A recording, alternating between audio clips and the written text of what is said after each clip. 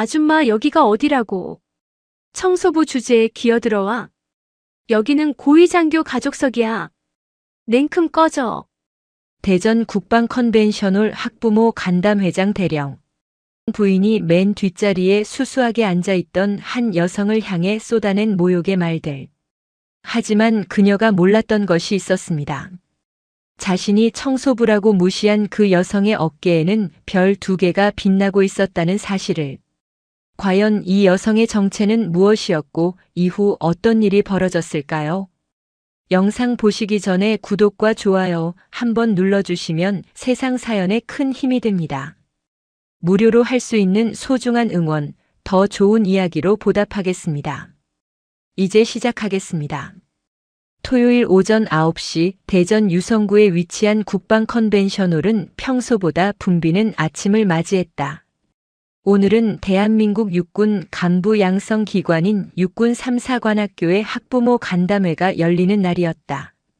컨벤션홀 정문부터 주차장까지 고급 외제차들이 줄지어 늘어섰고 정장 차림의 군 관계자들과 화려하게 차려입은 학부모들이 속속 입장하고 있었다. 한지원은 택시에서 내려 컨벤션홀을 바라보았다. 40대 후반의 그녀는 화장기 없는 맨 얼굴에 검은색 셔츠와 베이지색 슬랙스라는 수수한 차림이었다. 손에는 낡은 천 서류 가방 하나만 들려 있었다. 주변의 명품 옷과 액세서리로 치장한 학부모들 사이에서 그녀는 유독 눈에 띄지 않는 존재였다. 컨벤션홀 로비에 들어서자 안내 데스크 직원이 친절하게 인사했다. 한지원은 조용히 고개를 끄덕이며 강당으로 향했다. 강당은 이미 사람들로 북적였다. 무대 가까운 앞쪽 좌석에는 장성급 장교 가족들을 위한 특별석이 마련되어 있었고 중간 좌석에는 영관급 장교 가족들이, 뒤쪽에는 일반 참석자들이 자리를 잡고 있었다. 한지원은 맨 뒷좌석 구석자리에 조용히 앉았다. 그녀는 서류 가방에서 오늘 강연에 사용할 자료들을 꺼내 검토하기 시작했다. 육군정보사령부 시절부터 몸에 밴 습관이었다.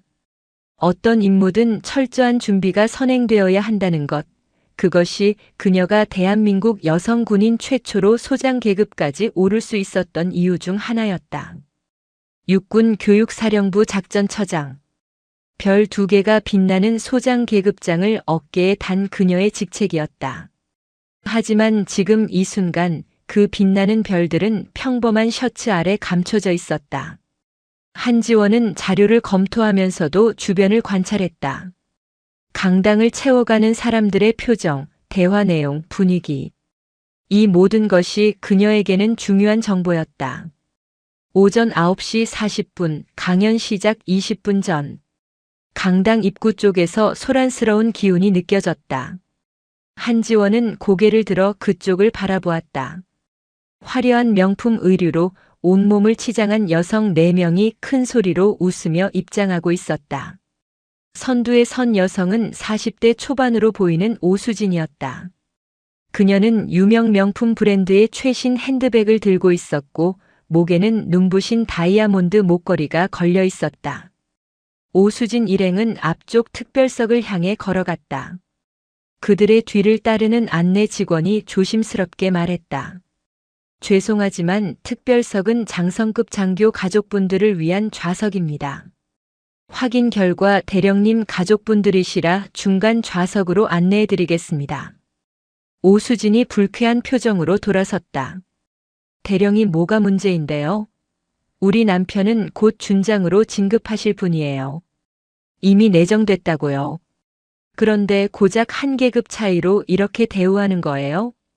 안내 직원이 난처한 표정으로 대답했다. 규정상 현재 계급을 기준으로 안내해드리고 있습니다. 양해 부탁드립니다.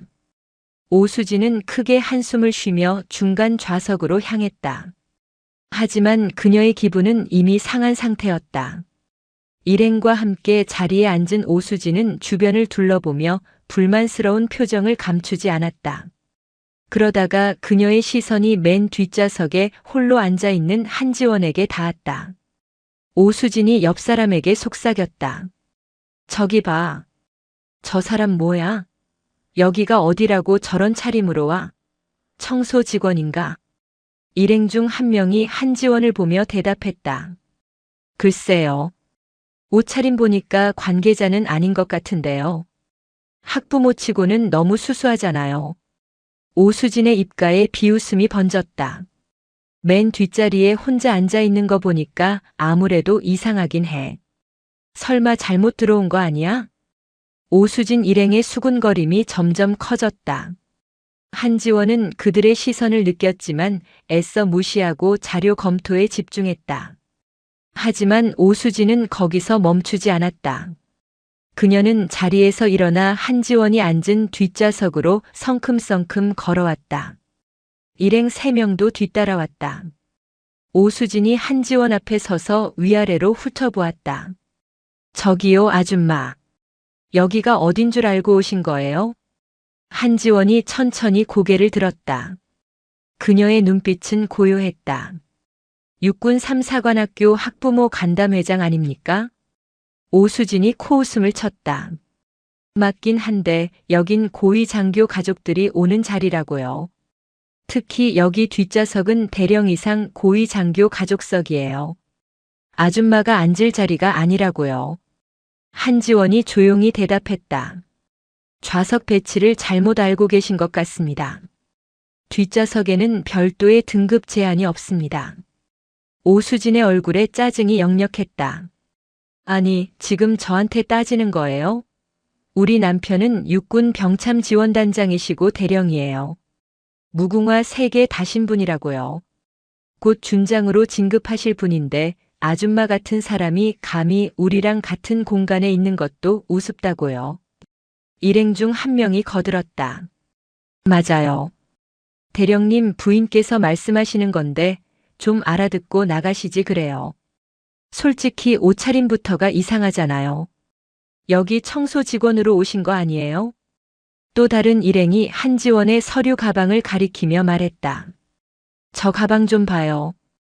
얼마나 오래된 건지. 여기 오신 분들은 다 명품 가방 들고 오시는데. 오수진이 팔짱을 끼며 말했다. 아줌마 솔직히 말해봐요. 혹시 청소업체에서 일하시는 거 아니에요? 아니면 구내식당 직원이거나. 그렇다면 직원 출입구로 가셔야지 여기는 아니잖아요. 한지원은 여전히 침착한 표정이었다. 그녀는 오수진을 똑바로 바라보며 말했다. 저도 이 간담회에 참석할 자격이 있는 사람입니다. 오수진이 비웃었다. 자격이요? 무슨 자격으로요? 아줌마 남편이 뭐 하시는데요? 설마 사병은 아니시겠죠? 사병 가족은 이런 자리에 못 오는 거 아시죠? 한지원이 대답하려 했지만 오수진은 계속 말을 이었다. 아, 설마 하사나 중사? 그것도 아니면 부사관? 부사관이면 그냥 일반석에 앉으셔야지. 여기는 장교, 그것도 고위 장교 가족들 자리예요. 격이 다르다고요, 격이. 일행이 모두 웃었다. 오수진은 승리감에 찬 표정으로 한지원을 내려다보았다. 보세요, 아줌마. 우리 남편은 대령이고 곧 준장이 되실 분이에요. 별 하나 다실 분이라고요. 그런데 아줌마는 뭐예요? 남편이 고작 부사관이면 여기서 빨리 나가는 게 좋을 거예요. 우리 같은 사람들이랑 같은 공간에 있는 것도 민망하지 않아요? 한지원은 입을 다물었다. 오수진의 말 속에서 그녀는 중요한 정보를 포착했다. 곧 준장으로 진급이라는 표현. 대령에서 준장으로의 진급은 일반적인 승진과는 차원이 다른 문제였다. 장성 진급은 국방부의 엄격한 심사를 거치며 단순히 근무 연한이나 실적만으로는 불가능했다. 그런데 오수진은 마치 이미 확정된 일처럼 말하고 있었다. 그 순간 한지원의 머릿속에서 여러 가지 의문이 떠올랐다. 육군 병참 지원단장, 병참 관련 보직, 그리고 확신에 찬 진급 예고. 이 모든 것이 무언가 석연치 않았다. 하지만 지금은 확인할 때가 아니었다. 한지원은 조용히 자료를 정리하며 아무 말도 하지 않았다. 오수진이 더욱 거만한 표정으로 말했다. 말이 안 통하네. 어휴, 이러니까 교육 수준이 낮은 사람들은 안 된다니까. 여기가 어디라고 기어들어와서는. 자리 빨리 비우세요. 보기 안 좋으니까. 한지원이 침착하게 대답했다. 제 자리는 제가 정했습니다. 문제가 있다면 운영진에게 말씀하시죠. 오수진의 얼굴이 붉어졌다. 지금 저한테 대드는 거예요? 아니, 이 사람이 진짜. 우리 남편이 누군지 알아요? 대령이라고요, 대령. 무궁화 3개. 그리고 곧 별 하나 다실 뿐이에요. 아줌마 같은 사람이 감히 우리한테 이럴 수 있는 입장이 아니라고요. 일행이 다시 거들었다. 그러게요. 부인님 남편분이 준장되시면 장성님 부인이시잖아요. 장성님 부인한테 이렇게 무례하게 구는 거 처음 봐요. 오수진이 한지원을 향해 손가락질을 했다. 마지막으로 말할게요. 여기서 빨리 나가요. 안 그러면 경비 불러서 쫓아낼 거예요. 신분도 확인 안 되는 사람이 여기 왜 있어요? 바로 그때 강당 앞쪽 무대에서 마이크 테스트 소리가 들렸다. 간담회 시작 10분 전이었다. 오수진 일행은 마지못해 자신들의 자리로 돌아갔다. 하지만 돌아가면서도 계속 뒤를 돌아보며 한지원을 비웃었다. 한지원은 다시 자료를 펼쳤다. 그녀의 표정에는 아무런 감정도 드러나지 않았다. 20년 넘게 군 생활을 하면서 그녀는 수많은 모욕과 편견을 견뎌냈다. 여성이라는 이유로, 정보사 출신이라는 이유로, 때로는 아무 이유 없이. 하지만 그녀는 그 모든 것을 묵묵히 이겨냈고 결국 대한민국 여성 군인 최초로 별 2개를 달았다. 오전 10시 정각. 강당의 조명이 어두워지고 무대의 조명이 켜졌다. 사회자가 단상에 올라섰다. 존경하는 학부모 여러분, 육군 3사관학교 학부모 간담회에 참석해 주셔서 감사합니다. 오늘 이 자리에는 대한민국 육군의 자랑스러운 지휘관분들께서 직접 오셔서 군 생활과 장교 양성 과정에 대해 설명해 주실 예정입니다. 사회자가 순서를 안내했다. 먼저 육군본부 인사국에서 장교 양성 과정에 대한 설명이 있을 예정이고 이어서 오늘의 특별 강연자를 모시겠습니다. 강당 분위기가 진지해졌다. 앞쪽 좌석의 학부모들은 집중한 표정으로 무대를 바라보았다. 중간 좌석의 오수진 일행도 수다를 멈추고 무대에 시선을 고정했다. 첫 번째 순서가 진행되었다. 육군본부 인사국 대령이 나와서 장교 양성 과정, 복무 기간, 진급 체계 등에 대해 상세히 설명했다. 약 30분간의 설명이 끝나고 잠시 휴식 시간이 주어졌다. 오수진이 일행과 함께 로비로 나가며 말했다. 아까 그 아줌마 아직도 거기 앉아 있더라. 진짜 뻔뻔하네. 경비한테 말해서 쫓아낼까? 일행 중 한 명이 말했다. 그냥 내버려둬요. 어차피 다음 강연 듣고 나면 자기가 얼마나 초라한지 알 거예요. 우리처럼 고위 장교 부인들이랑 같은 공간에 있다는 게 얼마나 주제넘은 일인지. 휴식 시간이 끝나고 사람들이 다시 강당으로 들어왔다. 사회자가 다시 무대에 올라섰다. 그의 얼굴에는 특별한 긴장감이 역력했다. 자, 그럼 이제 오늘의 특별 강연을 시작하겠습니다. 오늘 강연해 주실 분은 대한민국 육군의 살아있는 전설이라 불리는 분이십니다. 육군정보사령부 출신으로 수많은 작전을 성공적으로 수행하셨고 대한민국 여성 군인 최초로 장성 진급의 역사를 쓰신 분입니다. 강당 전체가 조용해졌다. 사회자가 계속 말을 이었다. 현재 육군교육사령부 작전처장으로 재직 중이시며 군인의 명예와 책임을 몸소 실천하시는 분입니다. 대한민국 육군 소장, 별 2개를 어깨에 달고 계신 한지원 장군님을 모시겠습니다. 순간 강당 전체에 밝은 조명이 켜졌다. 그리고 그 조명은 무대가 아닌 맨 뒷좌석 구석에 앉아있던 한지원을 비췄다. 동시에 무대 뒤 전광판에는 한지원의 프로필 사진이 떠올랐다. 사진 속 그녀는 정복을 입고 있었고 어깨에는 별 2개가 선명하게 빛나고 있었다. 그 아래로 수많은 훈장과 표창이 나열되어 있었다. 강당이 순간 정지된 듯 조용해졌다. 모든 사람의 시선이 뒷좌석의 한지원에게 쏠렸다. 특히 중간 좌석에 앉아있던 오수진의 얼굴은 창백하게 변했다. 그녀의 손에서 고급 핸드백이 바닥으로 떨어졌다. 일행 역시 모두 입을 벌린 채 한지원을 바라보았다. 한지원이 천천히 자리에서 일어났다. 그녀는 침착한 걸음으로 강당 통로를 걸어 무대로 향했다. 수백 개의 시선이 그녀를 따라 움직였다. 오수진은 자리에 앉은 채로 몸을 떨었다. 그녀가 청소부 아줌마라고 조롱했던 사람이 소장, 별 2개를 단 장군이었다. 자신의 남편보다 2계급이나 높은 상급자였다. 한지원이 무대에 올랐다. 사회자가 정중하게 경례를 올렸고 한지원도 단정하게 답례했다. 그녀는 마이크 앞에 섰다. 강당은 여전히 숨죽인 듯 조용했다. 한지원이 입을 열었다. 안녕하십니까? 육군교육사령부 작전처장 한지원 소장입니다. 오늘 이 자리에 참석해 주신 모든 학부모 여러분께 감사드립니다. 그녀의 목소리는 차분했지만 강당 구석구석까지 또렷하게 전달되었다. 군인의 명예란 무엇일까요? 그것은 계급장에 있지 않습니다. 화려한 훈장에 있지도 않습니다. 진정한 명예는 어떤 상황에서도 흔들리지 않는 소신과 원칙, 그리고 타인에 대한 존중에서 나옵니다. 한지원은 강당을 천천히 둘러보았다. 그녀의 시선이 잠시 오수진이 앉은 자리를 지나갔지만 그녀는 아무런 감정도 드러내지 않았다. 여러분의 자녀들은 앞으로 대한민국을 지키는 장교가 될 것입니다. 그들에게 필요한 것은 계급이 주는 권위가 아니라 진정한 리더십입니다.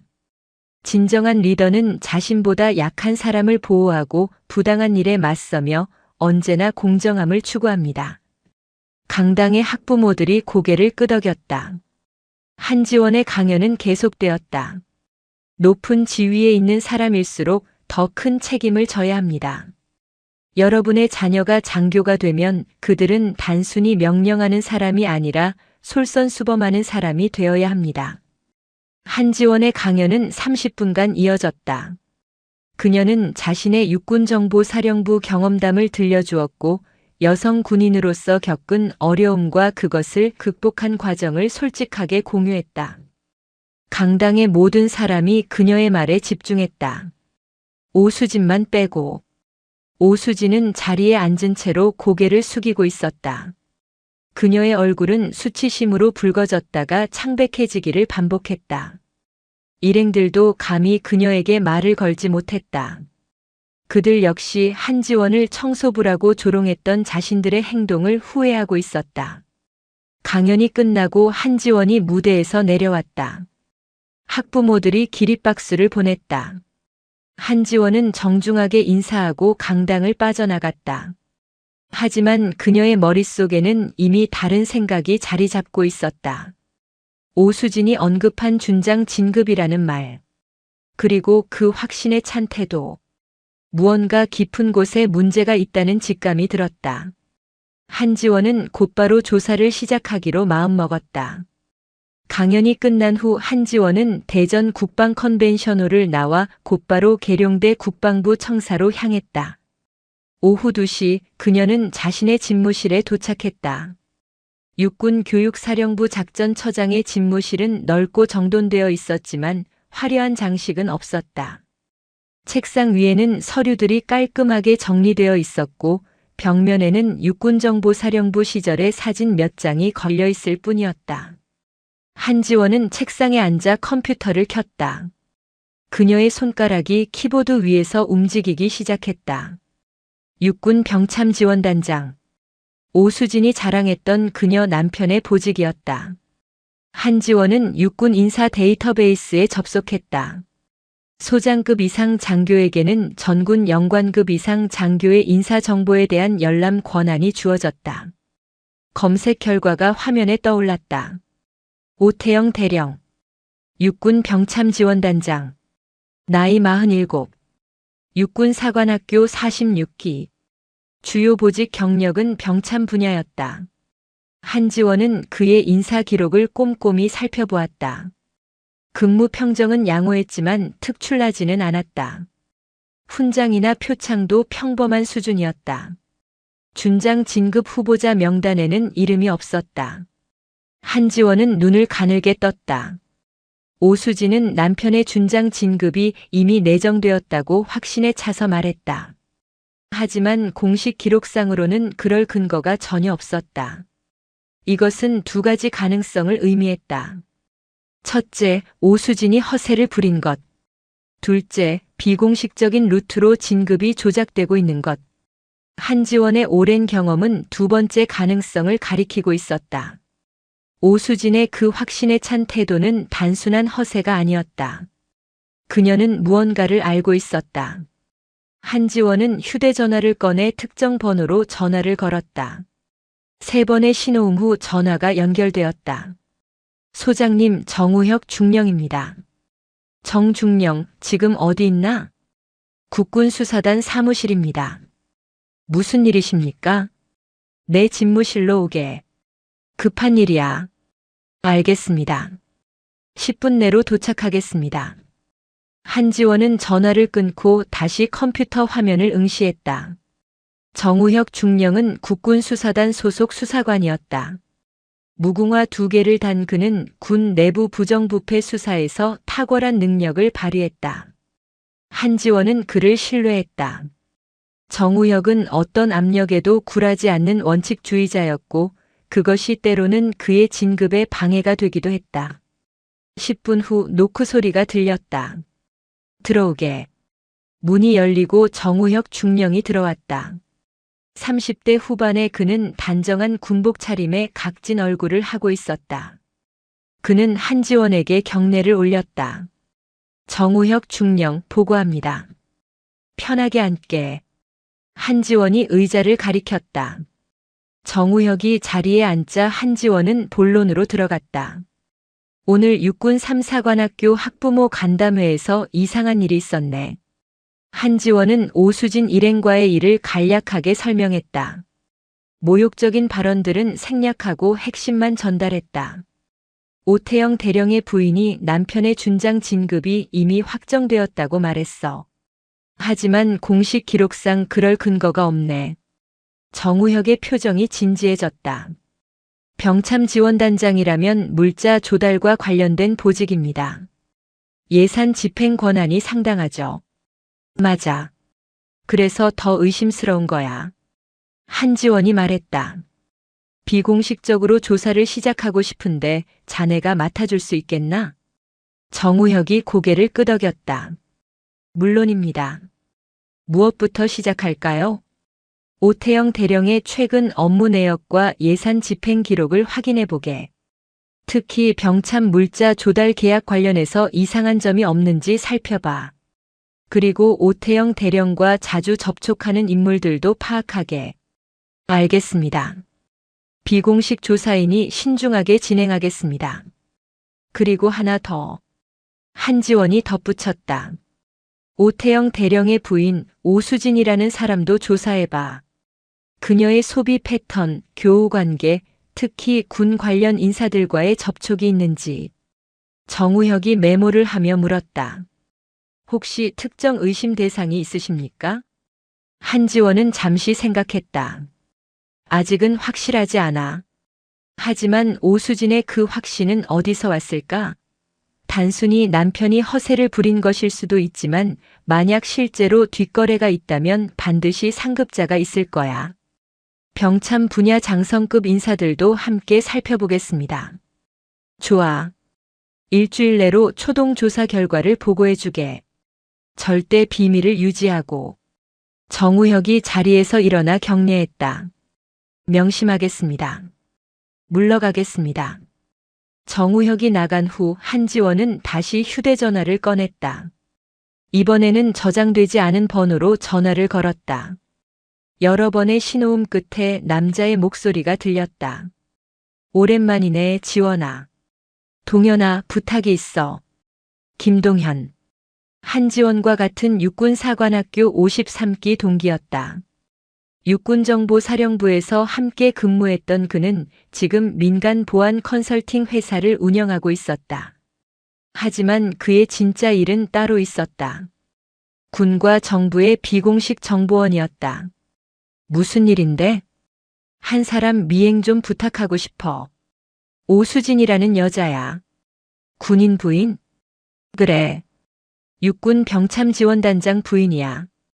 그녀의 동선과 만나는 사람들을 파악해줘. 특히 군 관련 인사들과의 접촉에 주목해줘. 김동현이 잠시 침묵했다. 뭔가 냄새 맡았구나. 확실하지는 않아. 하지만 직감이 말하고 있어. 알겠어. 며칠 정도 필요해? 일주일만 봐줘. 그 정도면 패턴이 보일 거야. 오케이. 결과는 암호화된 메일로 보낼게. 한지원은 전화를 끊고 창밖을 바라보았다. 계룡대의 오후 풍경이 펼쳐져 있었다. 그녀는 20년 넘게 군에 몸담으면서 수많은 부정부패를 목격했다. 때로는 그것과 싸웠고 때로는 증거 불충분으로 포기해야 했다. 하지만 이번에는 달랐다. 오수진의 그 오만함 뒤에는 분명 거대한 부패의 그림자가 있었다. 사흘이 지났다. 수요일 오후 한지원의 이메일에 암호화된 파일이 도착했다. 김동현이 보낸 것이었다. 한지원은 파일을 열었다. 오수진의 지난 3일간 동선이 상세히 기록되어 있었다. 월요일 오전 서울 강남구 청담동 고급 레스토랑. 오수진은 군복을 입은 남자와 점심 식사를 했다. 김동현이 촬영한 사진에는 남자의 어깨에 별 하나가 보였다. 준장이었다. 한지원은 사진을 확대했다. 얼굴이 선명하게 드러났다. 그녀는 즉시 그를 알아보았다. 서민석 준장, 육군시설단장. 화요일 오후 같은 장소. 오수진과 서민석 준장이 또 만났다. 이번에는 2시간 넘게 식사를 했다. 김동현의 메모에는 두 사람의 신체 접촉이 자주 관찰됨. 연인 관계로 추정이라고 적혀 있었다. 한지원은 입술을 깨물었다. 오태영 대령의 부인이 다른 장교와 불륜 관계였다. 그것도 상급자인 준장과. 이것만으로도 군기문란 사건이었다. 하지만 한지원은 더 깊은 것을 보았다. 서민석 준장의 보직은 육군시설단장. 군사시설 건설과 관련된 막대한 예산을 다루는 자리였다. 한지원은 정우혁에게 전화를 걸었다. 정중령, 서민석 준장이라는 사람 아나? 육군시설단장이죠. 최근 몇 년간 여러 군사시설 건설 프로젝트를 담당했습니다. 그 사람 재산 신고 내역 확인할 수 있겠나? 공개된 정보이니 가능합니다. 확인해 보겠습니다. 1시간 후 정우혁이 다시 전화했다. 소장님, 서민석 준장의 재산 신고 내역을 확인했습니다. 표면적으로는 문제가 없어 보입니다만. 하지만 최근 2년간 부동산 자산이 급격히 증가했습니다. 강남과 분당에 고급 아파트를 여러 채 구입했습니다. 준장 급여로는 불가능한 수준입니다. 한지원의 눈빛이 날카로워졌다. 가족 명의로 된 자산은 그것까지 포함하면 신고 자산의 2배는 될 것으로 추정됩니다. 하지만 공식적으로 증명하기는 어렵습니다. 계속 조사하게. 그리고 서민석 준장이 관여한 군사시설 건설 프로젝트들의 계약 내역도 살펴봐. 특정 건설사가 반복적으로 수주했는지 확인해. 알겠습니다. 한지원은 전화를 끊고 다시 김동현의 보고서를 읽었다. 수요일 오전 오수진은 서민석 준장이 아닌 다른 사람을 만났다. 나이 60대로 보이는 남자였다. 만남 장소는 서울 종로구의 고급 한정식집이었다. 김동현의 메모에는 상대방의 태도가 매우 권위적. 오수진이 극존칭 사용이라고 적혀 있었다. 한지원은 사진을 확대했다. 남자의 얼굴이 익숙했다. 어디서 본 것 같았다. 그녀는 컴퓨터로 국방부 인사 데이터베이스를 검색했다. 예비역 장성 명단을 훑어내려갔다. 그리고 그를 찾았다. 곽철수. 예비역 대장. 별 4개를 달았던 전 국방부 차관보. 3년 전 퇴역한 후 현재는 여러 방산업체의 고문을 맡고 있었다. 한지원은 그의 경력을 자세히 읽었다. 병참 분야에서 평생을 보낸 사람이었다. 그리고 퇴역 후에도 방산업체들과 긴밀한 관계를 유지하고 있었다. 한지원은 퍼즐 조각들이 맞춰지는 것을 느꼈다. 오태영 대령, 서민석 준장, 곽철수 전 차관보. 그리고 그 중심에 오수진이 있었다. 병참 물자 조달, 군사시설 건설, 방산업체. 모든 것이 하나의 카르텔로 연결되어 있었다. 그 순간 한지원의 휴대전화가 울렸다. 정우혁이었다. 소장님, 큰일입니다. 무슨 일인가? 제가 방금 육군본부 헌병대에 연행되었습니다. 서류 위조 혐의라고 합니다. 한지원은 자리에서 벌떡 일어났다. 서류 위조? 무슨 소리야? 2년 전 제가 작성한 수사 보고서에 날짜 오류가 있다고 합니다. 고의적 조작 혐의로 조사받게 되었습니다. 말도 안 돼. 사소한 날짜 오류로 연행까지 하다니. 저도 황당합니다만 상부의 지시라고 합니다. 소장님 조심하십시오. 누군가 저희를 견제하고 있습니다. 전화가 끊겼다. 한지원은 주먹을 쥐었다. 곽철수가 움직인 것이었다. 그는 한지원의 조사를 알아챘고 선제 공격을 한 것이었다. 정우혁을 제거함으로써 한지원의 수사 능력을 마비시키려는 의도였다. 한지원은 창밖을 바라보았다. 해가 지고 있었다. 그녀는 이것이 시작에 불과하다는 것을 알았다. 곽철수는 예비역 대장 출신이었다. 군 내부에 아직도 그의 영향력 아래 있는 사람들이 많을 것이었다. 이것은 단순한 부패 사건이 아니라 거대한 카르텔과의 전쟁이었다. 다음 날 아침 한지원은 국방일보를 펼쳤다. 그리고 그녀의 얼굴이 굳었다. 사회면 하단에 작은 기사가 실려 있었다. 육군 여성 장성, 정보사 시절 가혹행위 의혹. 익명의 제보자가 한지원 소장이 육군정보사령부 근무 시절 부하들에게 과도한 훈련을 강요하고 인격 모독적 발언을 했다는 주장을 제기했다는 내용이었다. 한지원은 신문을 내려놓았다. 곽철수의 두 번째 공격이었다. 그는 한지원의 도덕성에 흠집을 내어 그녀의 수사를 무력화하려는 것이었다. 그리고 동시에 정우혁을 구금함으로써 한지원을 고립시키려 했다. 하지만 곽철수는 한 가지를 몰랐다. 한지원은 육군정보사령부 출신이었다. 그녀는 고립된 상황에서도 임무를 완수하는 훈련을 받았다. 그리고 그녀에게는 아직 김동현이라는 카드가 남아 있었다. 한지원은 다시 휴대전화를 꺼냈다. 이번 전쟁은 이제 막 시작되었다. 한지원은 김동현을 계룡대 인근의 한 조용한 카페에서 만났다. 금요일 저녁 7시 퇴근 시간이 지난 후라 카페는 한산했다. 김동현은 이미 구석 자리에 앉아 있었다. 40대 중반의 그는 평범한 정장 차림이었지만 그의 날카로운 눈빛은 여전히 육군정보사령부 시절의 흔적을 간직하고 있었다. 한지원이 자리에 앉자 김동현이 조용히 서류 봉투를 건넸다. 지난 일주일간의 추가 감시 결과야. 상황이 내가 생각한 것보다 더 복잡해. 한지원은 봉투를 열었다. 안에는 수십 장의 사진과 상세한 동선 기록이 들어 있었다. 김동현이 설명을 시작했다. 오수진은 일주일에 3번씩 서민석 준장을 만나. 주로 강남과 서초 지역의 고급 호텔이나 레스토랑이지. 그런데 흥미로운 건 그녀가 서 준장에게서 받은 돈을 따로 관리하고 있다는 거야. 따로 관리한다는 게 무슨 뜻이지? 서민석 준장이 오수진에게 건네는 돈은 상당해. 한 번 만날 때마다 두꺼운 봉투를 전달하거든.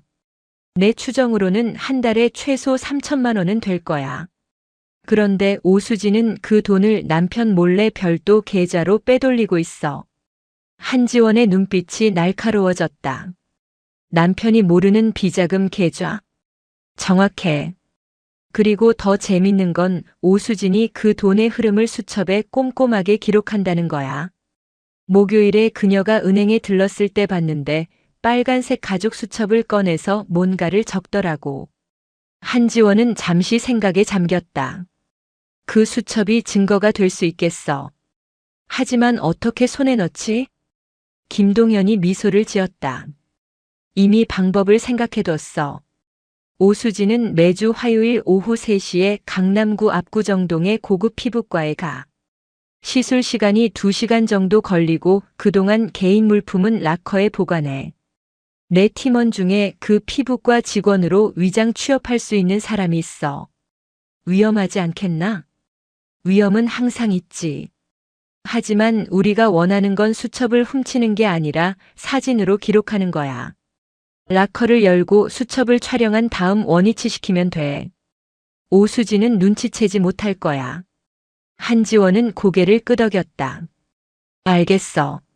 하지만 혹시 모르니까 철저하게 준비하게. 실수는 용납할 수 없어. 걱정 마. 다음 주 화요일 실행할게. 결과는 그날 저녁에 전달하지. 이틀 후인 일요일 한지원은 또 다른 문제에 직면했다. 정우혁 중령이 육군본부 헌병대 유치장에 구금된 지 나흘째였다. 공식적으로는 서류 위조 혐의 조사였지만 한지원은 이것이 곽철수의 압력이라는 것을 알고 있었다. 그녀는 육군본부 법무실에 연락하여 정우혁의 구금 상황을 확인했다. 법무실의 대령이 조심스럽게 대답했다. 소장님, 정우혁 중령의 사건은 상부의 특별 지시 사항이 있습니다. 최소 2주일간 조사가 진행될 예정이고 그 기간 동안 외부 접촉이 제한됩니다. 2주일? 고작 날짜 5, 6건으로 2주일씩이나 구금한다는 게 말이 되나? 저희도 과도하다고 생각합니다만 국방부 차원의 지시라서 저희가 어찌할 수 없습니다. 한지원은 전화를 끊고 분노를 사겼다. 곽철수는 예비역이지만 아직도 국방부 내에 강력한 영향력을 행사하고 있었다. 그는 현역 시절 쌓아둔 인맥과 방산업체 고문직을 통해 여전히 군부를 장악하고 있었다. 화요일 오후 6시 한지원의 휴대전화로 김동현의 문자가 도착했다. 성공. 오늘 밤 9시 같은 장소. 한지원은 저녁 9시에 카페로 다시 갔다. 김동현은 노트북을 펼쳐놓고 기다리고 있었다. 앉아. 대박이야. 김동현이 노트북 화면을 돌렸다. 화면에는 붉은색 가죽 수첩의 사진들이 표시되어 있었다. 수첩의 모든 페이지가 고해상도로 촬영되어 있었다. 한지원은 화면을 확대하며 내용을 읽기 시작했다. 수첩에는 날짜별로 금액과 출처가 꼼꼼하게 기록되어 있었다. 2023년 3월 5일 서준장으로부터 3천만 원. 평택 기지 프로젝트 수수료 배분. 2023년 4월 20일 서준장으로부터 5천만 원. 강원도 군부대 시설 공사 중간 배분. 한지원은 계속 페이지를 넘겼다. 기록은 2년 전부터 시작되어 현재까지 이어졌다. 총액은 놀라웠다. 오수진이 서민석 준장으로부터 받은 돈만 20억 원이 넘었다. 그리고 더 충격적인 것은 그 돈의 출처가 모두 군사시설 건설 프로젝트와 연결되어 있다는 점이었다. 김동현이 말했다. 더 있어. 뒤쪽 페이지 봐. 한지원이 뒤쪽 페이지로 넘어가자 더 놀라운 내용이 나타났다. 곽 고문에게 상납 월 2천만 원. 곽 고문. 곽철수를 가리키는 것이 분명했다. 오수진은 서민석에게서 받은 돈의 일부를 다시 곽철수에게 상납하고 있었다. 하지만 최근 6개월간의 기록에는 이상한 점이 있었다. 받은 금액 5천만 원. 상납 3천만 원. 차액 2천만 원 개인 보관. 오수진은 서민석에게서 받은 돈 중 일부를 곽철수에게 상납하지 않고 개인적으로 빼돌리고 있었다. 그리고 그 금액이 점점 늘어나고 있었다. 6개월 전에는 받은 돈의 10%만 빼돌렸지만 최근에는 40%까지 늘어났다. 한지원이 김동연을 바라보았다. 오수진이 서민석과 곽철수를 속이고 있어. 중간에서 돈을 빼돌리고 있다고. 그렇지. 그리고 이게 우리에게는 기회야. 만약 곽철수가 이 사실을 알게 되면 카르텔 내부에 균열이 생기겠지. 한지원은 수첩 사진들을 다시 천천히 살펴보았다. 이것은 단순한 횡령 증거가 아니었다. 이것은 곽철수의 군납 비리 카르텔 전체의 자금 흐름을 보여주는 지도였다. 건설사 이름, 프로젝트 명칭, 배분 비율까지 모두 기록되어 있었다. 이 수첩의 이름을 붉은 장부라고 부르자 한지원이 말했다. 이건 그들의 심장을 겨눌 수 있는 무기야. 어떻게 사용할 건데? 한지원은 잠시 생각했다. 곽철수에게는 사설 첩보원이 있지? 내가 조사한 바로는 안재민이라는 사람이야. 김동연이 고개를 끄덕였다. 알아. 전직 군 정보사령부 출신이지. 지금은 곽철수의 개인 비서 겸 정보원 노릇을 해. 꽤 능력 있는 사람이야. 그 사람에 대해 더 자세히 알려줘. 김동연이 노트북에서 파일을 하나 열었다. 안재민 51세. 육군 정보사령부에서 20년간 복무했어. 계급은 중령까지 올라갔지. 무궁화 2개. 주로 대북 정보 수집과 첩보 활동을 담당했고 5년 전 전역한 후 곽철수의 밑으로 들어갔어. 왜 전역했지? 공식적으로는 개인 사정이라고 되어 있어. 하지만 내가 알아본 바로는 군 내부 권력 다툼에서 밀려난 거야. 당시 그가 속한 파벌이 실각하면서 같이 정리된 거지. 곽철수가 그때 그를 받아줬고 한지원은 화면을 응시했다. 안재민의 사진이 보였다. 50대 초반으로 보이는 그는 날카로운 인상에 냉철한 눈빛을 가지고 있었다. 그 사람의 현재 위치는 곽철수 옆에 항상 붙어 있어. 운전기사 겸 경호원 겸 정보 수집책. 곽철수는 그를 상당히 신뢰하는 것 같더라. 아니야. 한지원이 고개를 저었다. 곽철수 같은 사람이 누군가를 진심으로 신뢰할 리 없어. 안재민은 이용 가치가 있으니까 곁에 두는 거지. 이용 가치가 떨어지면 언제든 버릴 거야. 김동연이 의미심장하게 웃었다. 그 점을 이용하자는 거야? 정확해. 안재민은 똑똑한 사람이야. 자신의 처지를 모를 리 없어. 특히 최근 곽철수가 위험해지면서 안재민도 위기감을 느끼고 있을 거야. 한지원은 계획을 세우기 시작했다. 안재민을 포섭하는 것. 그것이 곽철수의 심장을 겨눌 수 있는 가장 확실한 방법이었다. 하지만 어떻게 접근할 것인가? 안재민은 경계심이 강한 전직 정보 요원이었다. 함부로 접근했다가는 오히려 역공을 당할 수도 있었다. 동현아, 안재민의 일상을 좀 더 자세히 파악해 줄 수 있겠나? 특히 그가 혼자 있는 시간, 취미 활동, 자주 가는 장소 같은 거. 알겠어. 일주일 정도 집중 감시해 볼게. 일주일 후 김동현은 안재민에 대한 상세한 보고서를 전달했다. 안재민은 매주 목요일 저녁 8시에 대전 중구의 한 헬스클럽에 갔다. 1시간 반 정도 운동을 한 후 혼자 사우나에서 시간을 보냈다. 곽철수의 감시에서 벗어나는 유일한 시간이었다. 한지원은 다음 목요일을 기다렸다. 목요일 저녁 9시 그녀는 평상복 차림으로 그 헬스클럽 근처의 커피숍에 있었다. 김동연의 문자가 왔다. 안재민 사우나실 입장. 혼자야. 한지원은 헬스클럽으로 들어갔다. 여성 탈의실을 지나 사우나 구역으로 향했다. 물론 남성 사우나실에는 들어갈 수 없었다. 하지만 사우나 구역 로비에서 기다릴 수는 있었다. 그녀는 로비의 소파에 앉아 안재민이 나오기를 기다렸다. 40분 후 안재민이 사우나실에서 나왔다. 그는 운동복 차림에 수건으로 머리를 닦고 있었다. 한지원은 자리에서 일어나 그의 앞을 가로막았다. 안재민이 멈춰섰다. 그의 눈빛이 순간적으로 날카로워졌다. 누구십니까? 안재민 씨와 잠깐 이야기를 나누고 싶습니다. 한지원이 조용히 말했다. 안재민은 한지원을 위아래로 훑어보았다. 제가 왜 당신과 이야기를 나눠야 하죠?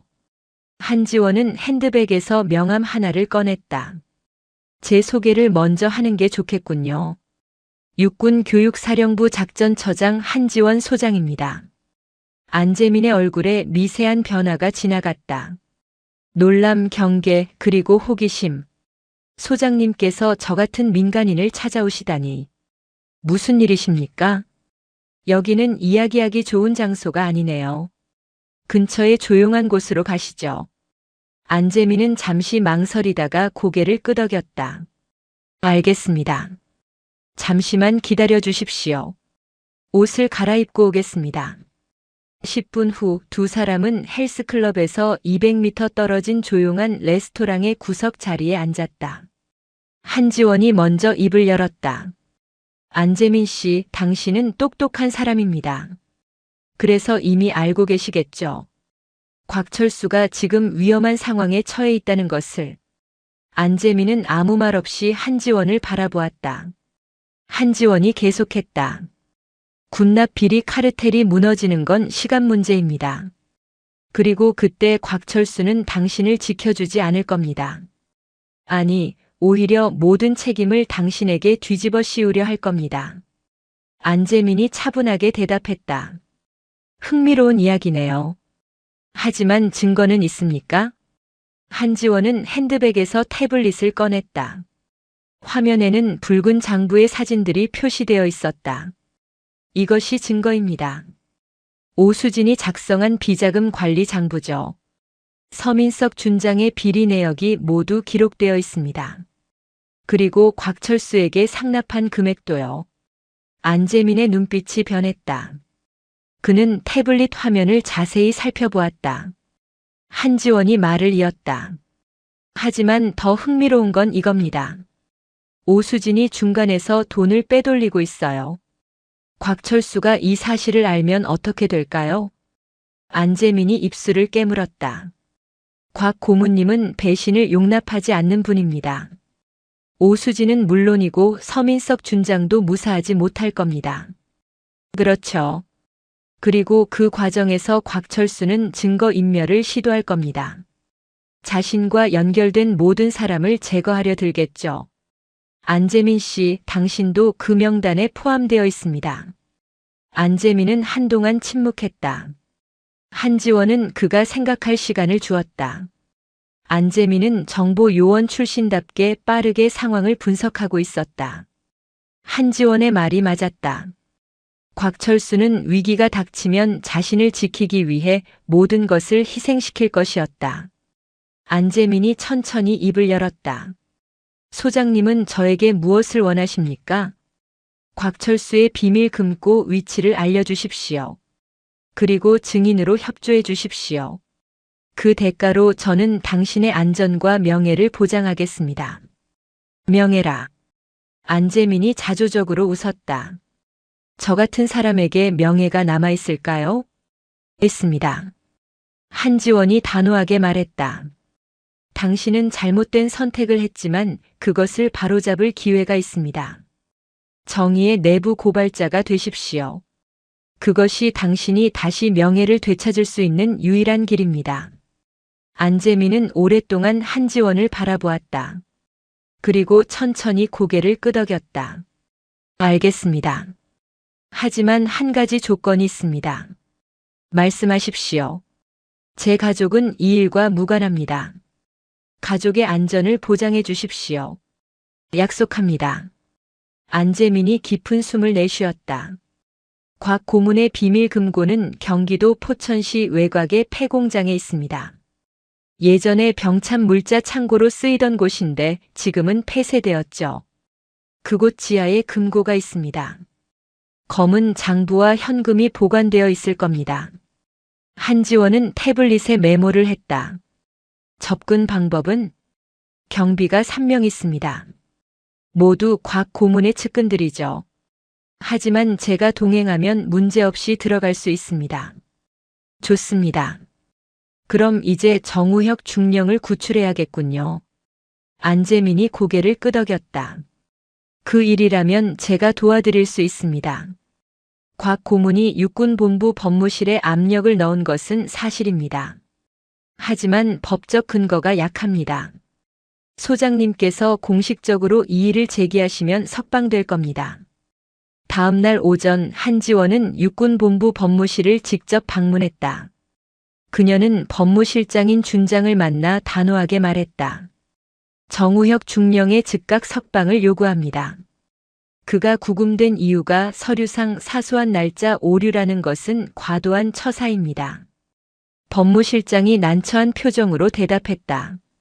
소장님 상부의 지시가. 상부가 누구입니까? 국방부 장관입니까? 아니면 육군 참모총장입니까? 명확한 법적 근거 없이 중령급 장교를 2주일씩 구금하는 것은 월권입니다. 제가 직접 육군 참모총장님께 보고하겠습니다. 법무실장은 잠시 망설이다가 한숨을 쉬었다. 알겠습니다. 정우혁 중령을 오늘 중으로 석방하도록 하겠습니다. 그날 오후 정우혁 중령이 석방되었다.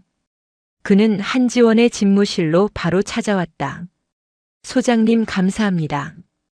고생했네, 정중령. 이제 본격적으로 시작할 때가 됐어. 한지원은 정우혁에게 붉은 장부와 안재민의 배신에 대해 설명했다. 정우혁의 얼굴에 결연한 표정이 떠올랐다. 드디어 곽철수를 잡을 수 있겠습니다. 아직 끝나지 않았어. 이제부터가 진짜 전쟁이야. 한지원이 창밖을 바라보며 말했다. 포천으로 가자. 곽철수의 심장을 멈출 시간이야. 작전일은 수요일 새벽 2시로 정해졌다. 한지원은 신뢰할 수 있는 인원들만 선별했다. 정우혁 중령, 김동현과 그의 팀원 3명, 그리고 안재민. 총 7명이었다. 국군 수사단의 공식 작전이 아니었기 때문에 최소 인원으로 움직여야 했다. 만약 작전이 실패하면 한지원은 월권 행위로 군법회의에 회부될 수도 있었다. 화요일 밤 11시 7명은 계룡대 인근의 한빈 사무실에 모였다. 한지원이 포천 폐공장의 평면도를 펼쳤다. 이것이 목표 지점입니다. 예전 병참 물자 창고였던 곳으로 현재는 폐쇄되어 있습니다. 하지만 곽철수가 사적으로 관리하고 있죠. 김동현이 평면도를 가리키며 물었다. 경비 배치는? 안재민이 대답했다. 정문에 1명, 건물 내부에 2명입니다. 모두 곽 고문의 측근들이고 전직 군인 출신입니다. 무장은 하지 않았지만 체력과 전투 능력은 갖춰져 있습니다. 정우혁이 물었다. 접근 방법은? 제가 선두에 서겠습니다. 안재민이 말했다. 곽 고문의 지시로 급하게 금고를 확인하러 왔다고 하면 경비들이 의심하지 않을 겁니다. 그 사이 여러분이 진입하시면 됩니다. 한지원이 고개를 끄덕였다. 좋습니다. 하지만 가능한 한 충돌은 피하십시오. 우리의 목표는 증거 확보입니다. 경비들과의 물리적 충돌은 작전을 복잡하게 만들 뿐입니다. 김동현의 팀원 중 하나가 손을 들었다. 금고를 열 수 있습니까? 안재민이 주머니에서 작은 수첩을 꺼냈다. 금고 비밀번호는 여기 적혀 있습니다. 곽 고문은 기억력이 좋지 않아서 중요한 번호들을 모두 기록해둡니다. 제가 몇 달 전에 이 수첩을 잠깐 빌렸을 때 사진으로 찍어뒀습니다. 한지원은 안재민의 치밀함에 감탄했다. 그는 이미 오래전부터 곽철수를 배신할 준비를 해왔던 것이었다. 그렇다면 금고를 열고 내용물을 확인하는 데는 문제가 없겠군요. 하지만 우리에게는 더 중요한 일이 있습니다. 한지원은 휴대전화를 꺼냈다. 저는 이미 MBC 탐사기획팀과 접촉했습니다. 그들이 내일 새벽 3시에 포천 폐공장 인근에서 대기할 예정입니다. 우리가 금고를 열고 증거를 확보하는 즉시 취재진을 불러들일 겁니다. 정우혁의 눈이 커졌다.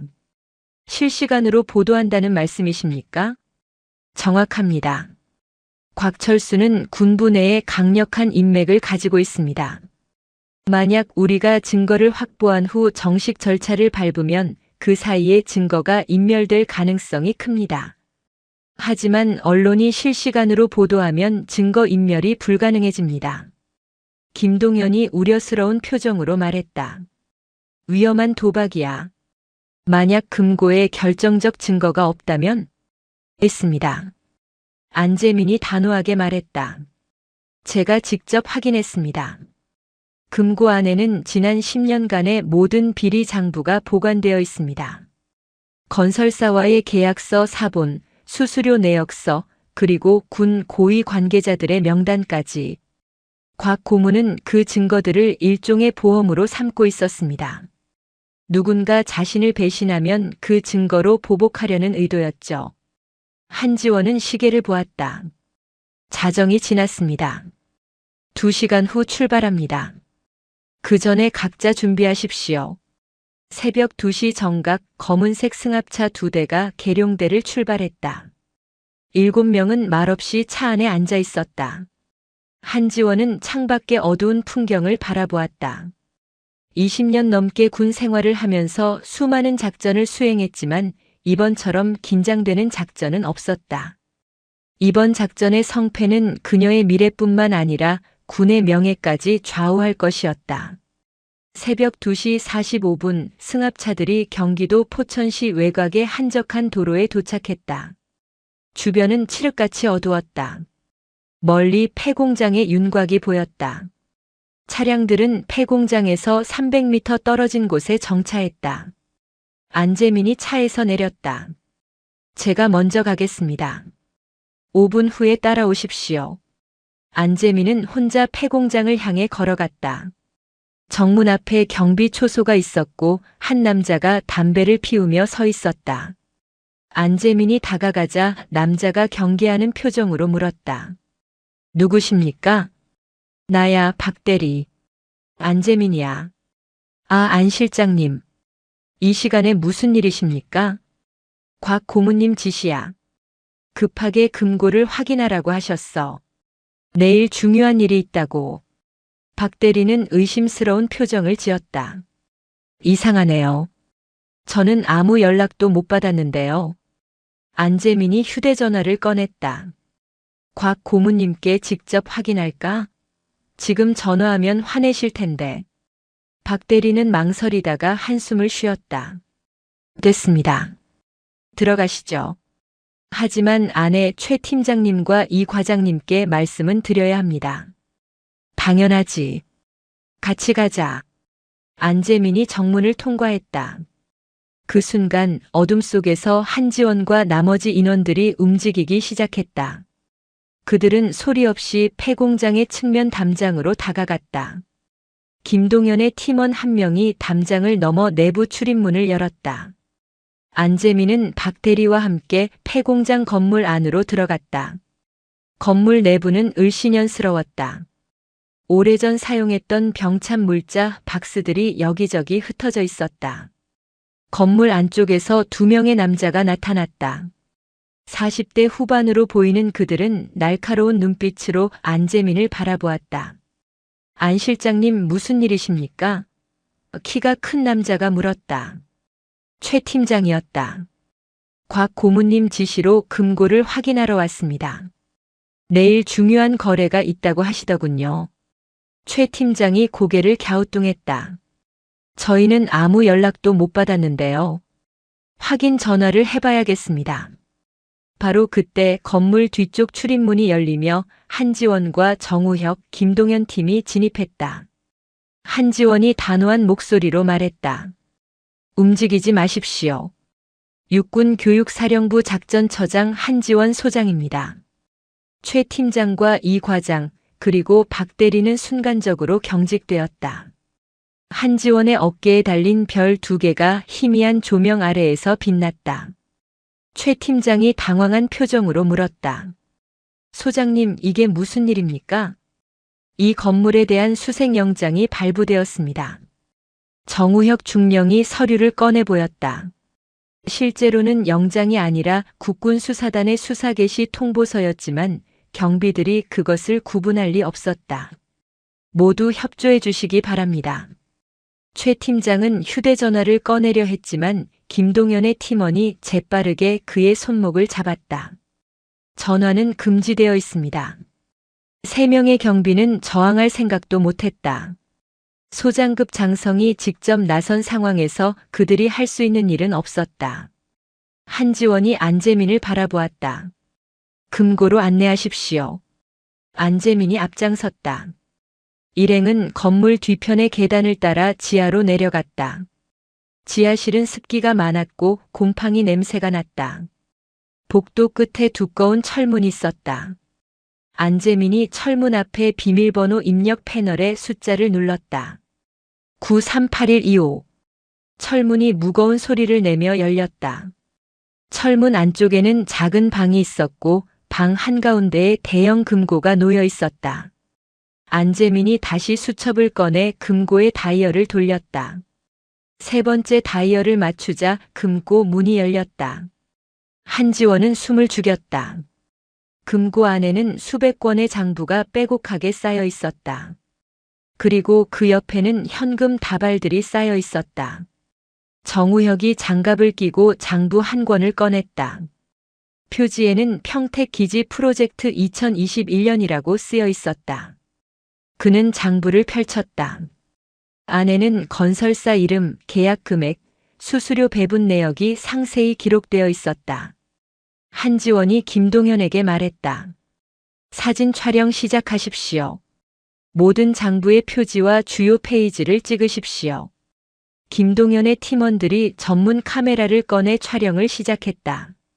한지원은 휴대전화를 꺼내 저장된 번호로 전화를 걸었다. 박 기자님, 한지원입니다. 준비되셨습니까? MBC 탐사기획팀의 박 기자가 대답했다. 네, 소장님. 취재진이 대기 중입니다. 지금 들어가도 됩니까? 5분만 기다려 주십시오. 모든 준비가 끝나면 연락드리겠습니다. 한지원은 금고 앞에 섰다. 그녀는 이 순간을 위해 수많은 위험을 감수했다. 정우혁의 구금, 언론의 명예훼손, 곽철수의 위협. 하지만 이제 모든 것이 끝날 것이었다. 10분 후 촬영이 완료되었다. 한지원이 다시 박 기자에게 전화했다. 들어오십시오. 5분 후 MBC 취재진 5명이 지하실에 도착했다. 카메라가 켜지고 조명이 금고를 비췄다. 박 기자가 한지원 앞에 마이크를 들이댔다. 소장님, 여기가 어떤 곳입니까? 한지원이 카메라를 똑바로 바라보며 대답했다. 이곳은 전 국방부 차관보 곽철수 씨가 10년간 군납 비리를 통해 축적한 불법 자금과 증거를 보관해온 비밀 금고입니다. 이 금고 안에는 수백억 원대의 군납 비리 증거가 들어 있습니다. 카메라가 금고 내부를 비췄다. 쌓여있는 장부들과 현금 다발들이 화면에 그대로 잡혔다. 박 기자가 물었다. 이 증거들은 어떤 내용을 담고 있습니까? 군사시설 건설 프로젝트의 부정계약, 병참 물자, 조달 과정에서의 리베이트, 그리고 이와 관련된 현역군 고위 관계자들의 명단이 기록되어 있습니다. 바로 그 순간 지하실 입구에서 소란스러운 소리가 들렸다. 곽철수가 도착한 것이었다. 그는 급히 지하실로 내려왔고 금고 앞의 상황을 보자 얼굴이 새하얗게 변했다. 이게 무슨 짓이야? 한지원이 침착하게 대답했다. 곽철수 씨, 당신은 군형법 위반 및 뇌물수수, 직권남용 혐의로 조사받게 될 것입니다. 곽철수가 안재민을 발견하고 분노에 찬 표정으로 소리쳤다. 안재민. 내가 배신했구나. 안재민은 담담한 표정으로 대답했다. 배신이 아닙니다. 정의를 선택했을 뿐입니다. 곽철수는 급히 휴대전화를 꺼내려 했지만 이미 늦었다. MBC 카메라가 그의 모습을 생중계하고 있었다. 곽철수의 당황한 표정, 금고 안의 증거들, 그리고 한지원의 단호한 모습이 실시간으로 전국에 방송되었다. 다음 날 아침 대한민국은 충격에 휩싸였다. MBC의 특종 보도가 모든 언론의 헤드라인을 장식했다. 전 국방부 차관보 곽철수 10년간 수백억 원대 군납 비리. 여성 장성 한지원 소장, 군 부패 카르텔 일망타진. 검찰은 즉각 수사에 착수했다. 곽철수는 그날 오후 체포되었다. 육군시설단장 서민석 준장도 긴급 소환되어 조사를 받았다. 그리고 육군 병참지원단장 오태영 대령과 그의 부인 오수진도 구속되었다. 일주일 후 한지원은 국방부 장관으로부터 직접 표창을 받았다. 군의 명예를 지킨 강철 사령관이라는 별칭이 그녀를 따라다녔다. 언론의 가혹행위 의혹 보도는 완전히 해명되었다. 익명의 제보자는 곽철수가 조작한 허위 정보였다는 것이 밝혀졌다. 정우혁 중령은 국군수사단에서 공로를 인정받았다. 그의 진급심사에서 최우수 평가를 받았다. 안재민은 내부 고발자로서 법적 보호를 받았고 새로운 삶을 시작할 기회를 얻었다. 한지원은 자신의 집무실 창가에 서서 계룡대의 풍경을 바라보았다. 별 2개가 빛나는 그녀의 어깨 위에는 더 이상 어떤 그림자도 없었다. 그녀는 계급이나 권력이 아닌 군인으로서의 명예로 승리했다. 그리고 그것이야말로 진정한 강철 사령관의 자격이었다. 포천 폐공장 급습 사건 이후 석 달이 흘렀다. 서울 서초구 서울중앙지방법원 대법정. 오전 10시 곽철수와 그의 공범들에 대한 선고 공판이 열렸다. 방청석은 이미 사람들로 가득 찼다. 언론 기자들, 군 관계자들, 그리고 이 사건에 관심을 가진 일반 시민들까지. 역대 최대 규모의 군납 비리 사건이었기에 온 국민의 이목이 집중되어 있었다. 한지원은 증인석 뒤편의 방청석에 앉아 있었다. 그녀는 평상복 차림이었지만 그녀의 존재만으로도 법정 안의 분위기가 달라졌다. 사람들은 조용히 그녀를 바라보았다. 군의 부패를 척결한 강철 사령관. 대한민국 여성 군인의 자랑. 그녀에게 쏟아지는 찬사는 끝이 없었다. 재판장이 입장하며 방청객들이 모두 일어섰다. 흰 머리의 수석 재판관이 단상에 앉았다. 그의 옆으로 2명의 배석 판사가 자리를 잡았다. 재판장이 서류를 정리하며 입을 열었다. 피고인들을 입정시키십시오. 법정 연문이 열리며 수갑을 찬 피고인들이 들어왔다. 선두에는 곽철수가 있었다. 예비역 대장 출신의 그는 이제 초라한 죄수복을 입고 있었다. 그의 뒤로 서민석 전 준장, 오태영 전 대령, 그리고 오수진이 줄지어 들어왔다. 그들은 모두 구속 기소된 상태였다. 곽철수는 방청석을 둘러보다가 한지원과 눈이 마주쳤다. 그의 눈빛에는 증오와 원망이 가득했다. 하지만 한지원은 담담한 표정으로 그를 바라볼 뿐이었다. 곽철수는 고개를 돌렸다. 오수진은 고개를 푹 숙인 채 눈물을 흘리고 있었다. 화려한 명품으로 치장했던 그녀의 모습은 어디에도 없었다. 재판장이 엄숙한 목소리로 말했다. 이제 주문을 선고하겠습니다. 피고인 곽철수 기립하십시오. 곽철수가 떨리는 다리로 일어섰다. 재판장이 판결문을 읽기 시작했다. 피고인 곽철수는 2014년부터 2024년까지 10년간 국방부 차관보 및 예비역 신분을 이용하여 군납 비리 카르텔을 조직하고 운영했습니다. 총 300억 원 규모의 뇌물을 수수했으며 이 과정에서 국방 예산을 유용하고 군의 명예를 실추시켰습니다. 재판장의 목소리가 법정에 울려 퍼졌다. 특히 피고인은 자신의 비리를 은폐하기 위해 현직 군인을 불법 구금하도록 압력을 행사했으며 언론을 통해 허위 사실을 유포하여 타인의 명예를 훼손했습니다. 이는 민주주의 국가의 군대가 가져야 할 기본 가치를 정면으로 부정하는 행위입니다. 곽철수의 얼굴이 점점 창백해졌다. 재판장이 계속 말했다. 이에 본 재판부는 피고인 곽철수에게 징역 20년 및 벌금 300억 원을 선고합니다. 또한 추징금 200억 원을 부과하며 피고인의 전 재산을 몰수합니다. 방청석에서 탄성이 터져 나왔다. 최고형에 가까운 판결이었다. 곽철수는 그 자리에서 무릎이 꺾이며 주저앉았다. 법정 경위들이 급히 그를 부축했다. 재판장이 다음 피고인을 호명했다. 피고인 서민석 기립하십시오. 서민석 전 준장이 일어섰다.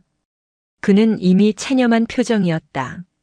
재판장이 판결문을 읽었다.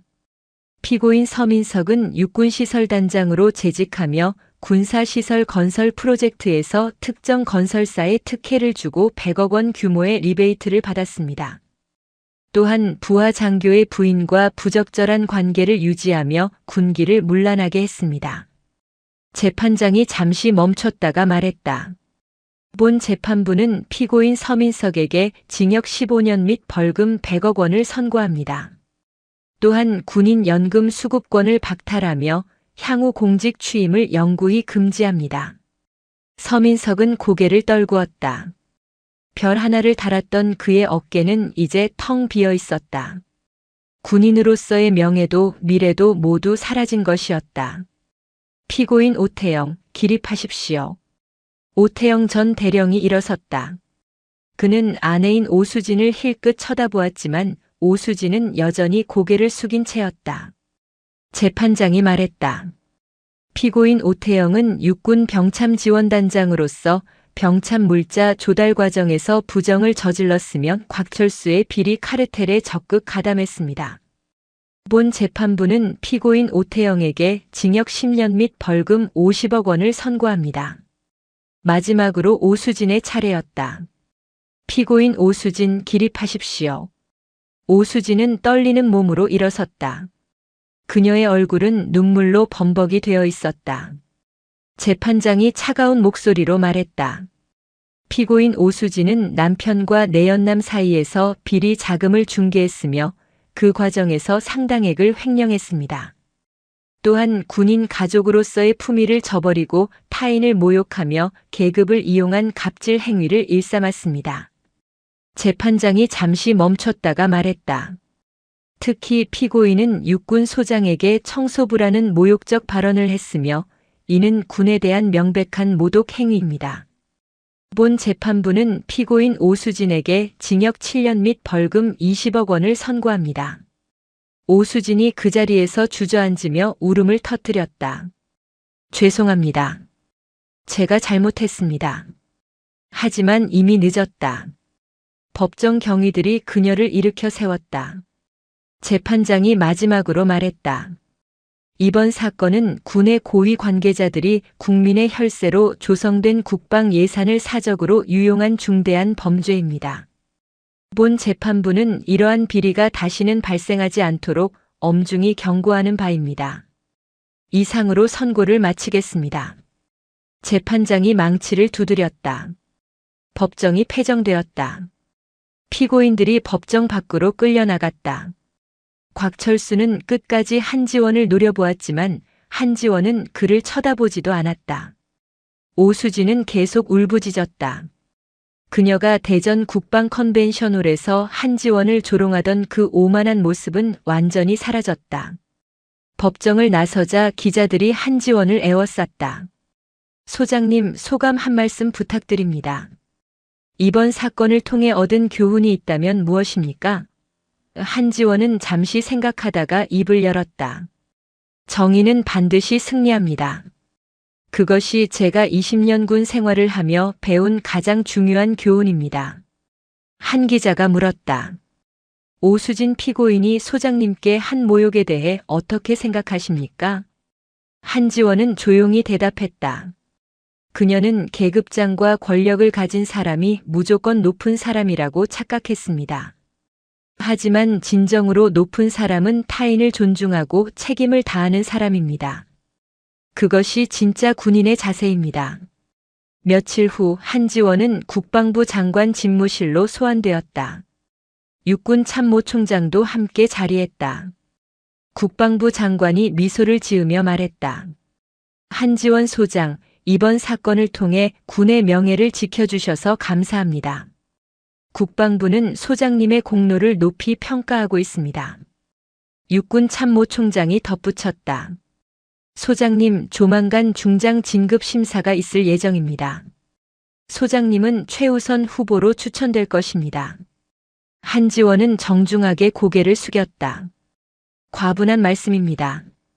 저는 다만 군인으로서 당연한 일을 했을 뿐입니다.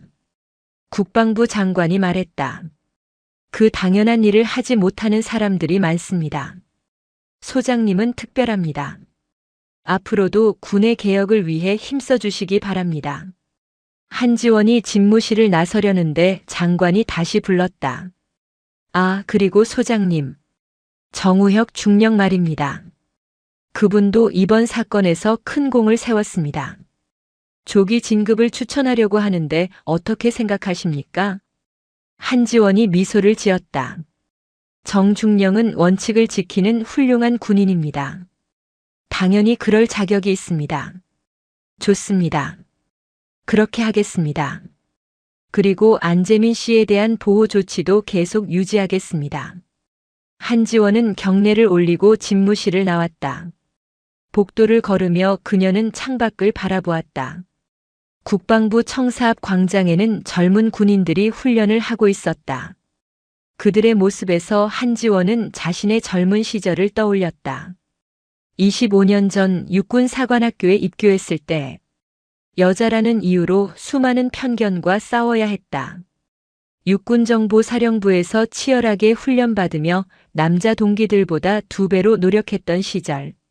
중령으로 진급했을 때도 대령이 되었을 때도 그리고 마침내 별을 달았을 때도 그 모든 순간이 쉽지 않았다. 하지만 한지원은 포기하지 않았다. 그녀는 자신이 여성 군인의 길을 개척하는 것이 아니라 단지 올바른 군인의 길을 걷고 있다고 생각했다. 성별은 중요하지 않았다. 중요한 것은 명예와 책임 그리고 정의였다. 일주일 후 한지원은 육군 3사관학교를 다시 방문했다. 이번에는 강연자가 아니라 시찰자로서였다. 교장인 준장이 그녀를 맞이했다. 소장님 환영합니다. 오늘 생도들이 소장님을 뵙기를 학수고대하고 있습니다.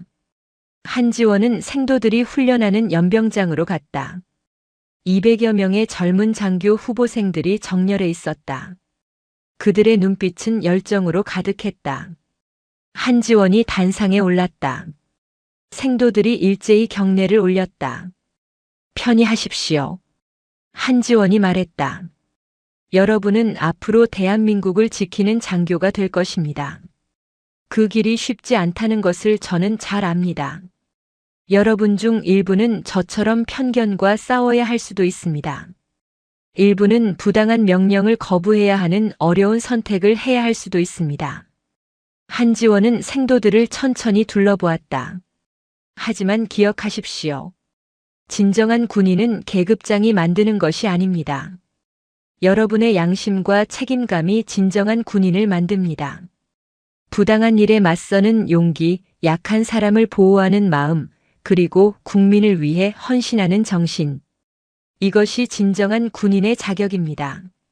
생도들이 숙연한 표정으로 고개를 끄덕였다. 한지원이 마지막으로 말했다. 여러분 중 누군가는 언젠가 저보다 높은 자리에 오를 것입니다. 그때 기억하십시오. 높은 자리는 더 큰 책임을 의미합니다. 그것을 잊지 마십시오. 시차를 마치고 돌아오는 길 한지원은 정우혁으로부터 전화를 받았다. 소장님, 좋은 소식이 있습니다. 방금 진급 발표가 났습니다. 제가 소령으로 조기 진급했습니다. 한지원이 진심으로 축하했다. 축하하네, 정소령. 아니, 이제 정소령이라고 불러야겠군. 소장님 덕분입니다. 그리고 소장님, 또 하나 소식이 있습니다. 안재민 씨가 새로운 일을 시작했답니다. 청소년 군사교육센터에서 강사로 일하신대요. 잘못된 과거를 바로잡고 젊은이들에게 올바른 길을 가르치고 싶다고 하시더군요.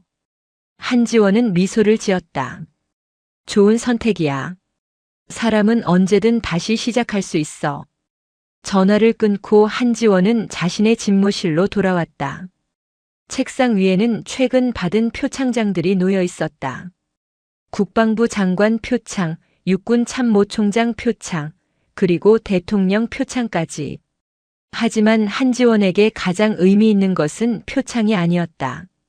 그녀는 서랍을 열어 한 장의 편지를 꺼냈다. 며칠 전 익명으로 도착한 편지였다. 편지에는 이렇게 쓰여 있었다. 소장님, 저는 육군에서 복무하는 일병입니다. 소장님의 이야기를 들으며 큰 용기를 얻었습니다. 저도 부당한 일을 목격했을 때 침묵하지 않겠습니다. 소장님처럼 정의로운 군인이 되겠습니다. 감사합니다. 한지원은 편지를 다시 읽으며 조용히 미소 지었다. 이것이야말로 그녀가 원했던 것이었다. 계급이나 명예가 아니라 다음 세대에게 올바른 길을 보여주는 것. 그것이 진정한 강철 사령관의 역할이었다. 해가 저물고 있었다. 한지원은 창가에 서서 석양을 바라보았다. 별 2개가 빛나는 그녀의 어깨는 더 이상 무겁지 않았다. 그녀는 자신의 싸움이 끝났다는 것을 알았다. 하지만 동시에 새로운 시작이라는 것도 알았다. 더 많은 후배들이 올바른 길을 걸을 수 있도록 돕는 것. 그것이 그녀의 새로운 임무였다. 한지원은 조용히 다짐했다. 계급이 아닌 명예로, 권력이 아닌 책임으로, 그리고 무엇보다 정의로 기억되는 군인이 되겠다고. 강철 사령관이라는 이름에 부끄럽지 않은 삶을 살겠다고. 그것이 대한민국 여성 군인 최초로 별을 단 한지원 소장의 약속이었다. 오늘 이야기 어떠셨나요? 사람을 외모나 겉모습으로 판단하는 순간 우리는 진실을 놓치게 됩니다. 진정한 가치는 화려한 옷이나 계급장이 아니라 그 사람의 마음과 행동에 있습니다. 높은 자리에 있을수록 더 큰 책임을 져야 하고 타인을 존중해야 한다는 것. 그것이 오늘 한지원 소장이 우리에게 남긴 가장 큰 교훈이 아닐까 싶습니다. 여러분의 삶에서도 겸손과 정의를 잊지 마시기 바랍니다. 다음 이야기도 기대해 주세요. 감사합니다. 영상이 재미있으셨다면 구독과 좋아요, 댓글까지 부탁드리고 오늘도 건강하고 행복한 하루 되시길 바랍니다.